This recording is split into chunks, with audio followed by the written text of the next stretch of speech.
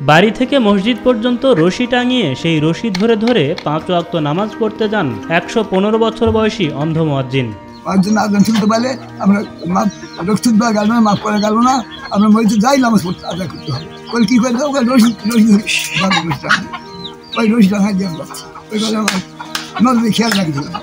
বাবার জন্য রাস্তার পাশে গাছের সাথে একদিকে রশি এবং অপরদিকে বাঁশ বেঁধে দিয়েছেন ছেলেরা। দিনে 5 বার যথাসময়ে এই রশি টেনে মসজিদে পৌঁছান অন্ধ আব্দুর রহমান। তার কণ্ঠের আজান শুনে মসজিদে আসেন মুসল্লিরা।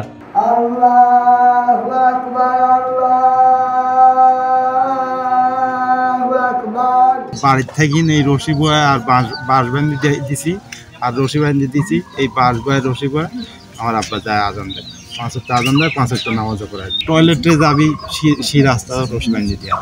এভাবেই এক যুগের বেশি সময় ধরে মসজিদে যান নাটোরের বড়াইগ্রাম উপজেলার বড়দোহা গ্রামের আব্দুর রহমান মোল্লা। হাতের লাঠিতে ভর করে রশি আর বাঁশ ধরে ধরে 5 ওয়াক্ত নামাজের আজান দিয়ে থাকেন এই অন্ধ মুয়াজ্জিন। তিনি 10-12 বছর যাবৎ অন্ধ, তার বয়স আনুমানিক 115 বছর। তিনি 5 ওয়াক্ত নামাজ পড়ে মসজিদে জামাতের সাথে। তিনি বাড়ির থেকে রশি টাঙ্গানো আছে, বাঁশ টাঙ্গানো আছে, ধরে ধরে তিনি মসজিদে যান। তিনি অন্ধ মানুষ, গত 10-15 বছর ধরে তিনি মসজিদে যান, আজান দেন ও নামাজ পড়ান।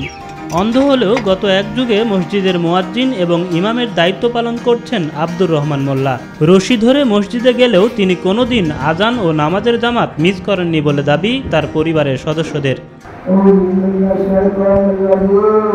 অন্ধত্বের কারণে বাড়ি থেকে রশি টানিয়ে এবং বাঁশ বেঁধে দেওয়া হয়েছে এবং এইগুলা ইয়ে করে সে যায় 5 ওয়াক্ত নামাজের আজান দেয় এবং ইমামতি করে, এবং যত টাইমে অন্যান্য মসজিদে যখন আজান দেয় ঠিক জাস্ট টাইমেই সে আজান দেয়। যার পথে একটা আবার পাকা রাস্তা আছে, সেখানে যেতে তার দাদার কষ্ট হয়, সে রাস্তা দিয়ে গাড়ি ঘোড়া চলাফেরা করে, দুর্ঘটনার আশঙ্কা থাকে। দুর্ঘটনার পরেও না করেও দাদা মসজিদে যান। প্রায় 20 বছর ধরে 2 চোখে দেখতে পারেন না 19 সন্তানের জনক আব্দুর রহমান মোল্লা। বিভিন্ন স্থানে চিকিৎসা করেও তার চোখের কোনো উন্নতি হয়নি বলে জানান তার ছেলে। এরপরও 2011 সালে ছেলেকে সাথে নিয়ে হজ করতে যান তিনি। আমার আব্বা দীর্ঘ 20 বছর যাবৎ অন্ধ, অনেক চেষ্টা করার পরেও, ভালো রেজাল্ট আসেনি চিকিৎসা করার পরেও। আমার আব্বা বাংলাদেশ স্বাধীনের পরপরই মেম্বার ছিলেন ইউনিয়ন পরিষদের, এবং 2011 সালে আমি এবং আমার আব্বা 2 বাবু একসঙ্গেই হজ করতে গেছিলাম। হজ থেকে ফিরে হুজুরের বয়ান শুনে জামাতে নামাজ পড়তে আগ্রহী হয়ে ওঠেন আব্দুর রহমান মোল্লা। তারপর নিজের জমি বিক্রি করে নিজেই গড়ে তোলেন একটি মসজিদ। নিজের গড়ে তোলা মসজিদ বাড়ি থেকে বেশ দূরে হওয়ায় রাস্তায় রশি আর বাঁশ টাঙিয়ে নিয়েছেন তিনি।